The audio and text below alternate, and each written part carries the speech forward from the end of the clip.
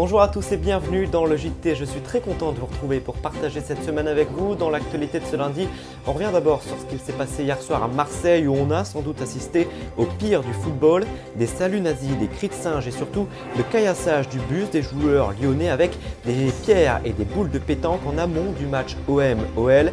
L'entraîneur Fabio Grosso le visage en sang, un match qui a été finalement annulé. Au Proche-Orient, le conflit se durcit. L'armée israélienne indique avoir frappé plus de 600 cibles à Gaza en 24 heures. Des dizaines de combattants du Hamas ont également été tués dans la bande de Gaza, selon l'armée israélienne. Dans le même temps, la situation des civils s'aggrave bien sûr de jour en jour.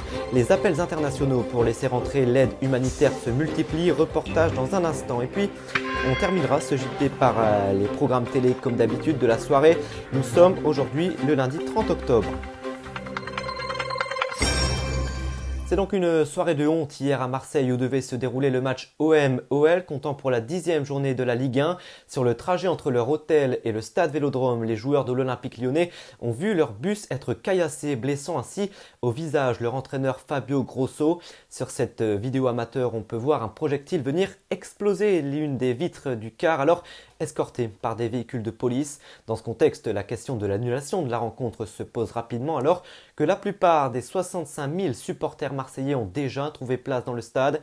Une annulation qui a finalement été confirmée vers 20h45. Hier soir, le club lyonnais a annoncé sa volonté de porter plainte dans les prochains jours.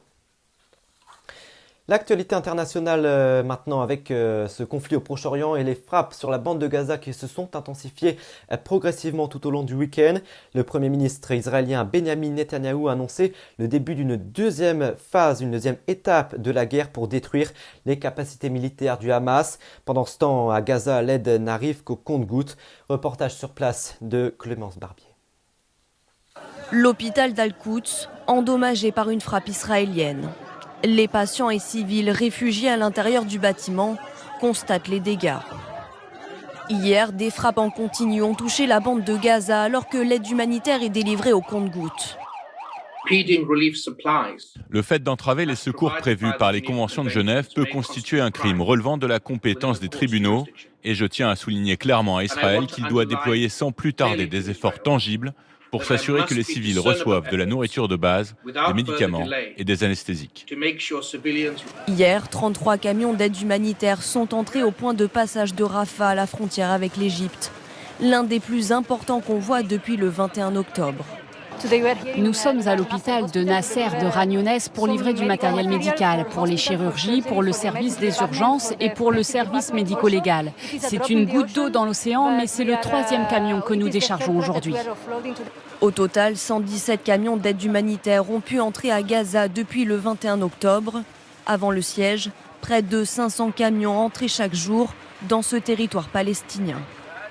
Ouais, ce conflit dépasse aussi les frontières. Regardez cette nuit, en Russie, un aéroport au Daghestan a été pris d'assaut par une foule.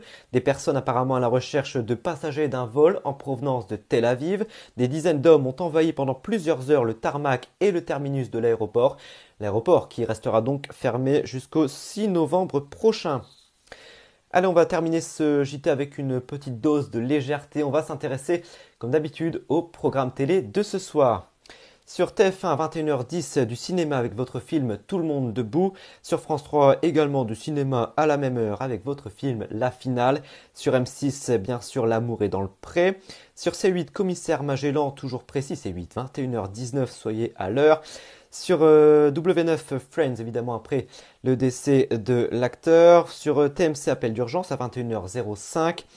Sur, j'avais vu quoi ouais, sur l'équipe aussi à 20h45 la cérémonie du Ballon d'Or 2023. Voilà, merci beaucoup d'avoir été au rendez-vous du JT. J'aurai le plaisir de vous retrouver mercredi pour un document. On partira aux États-Unis à San Francisco où on verra que malgré ces paysages vraiment magnifiques à couper le souffle, la ville s'enfonce de plus en plus chaque jour pour cause de pauvreté et de criminalité. Le quotidien des habitants qui n'ont pas fui devient invivable. On verra donc pourquoi. Merci beaucoup. Je vous souhaite une belle journée. À mercredi.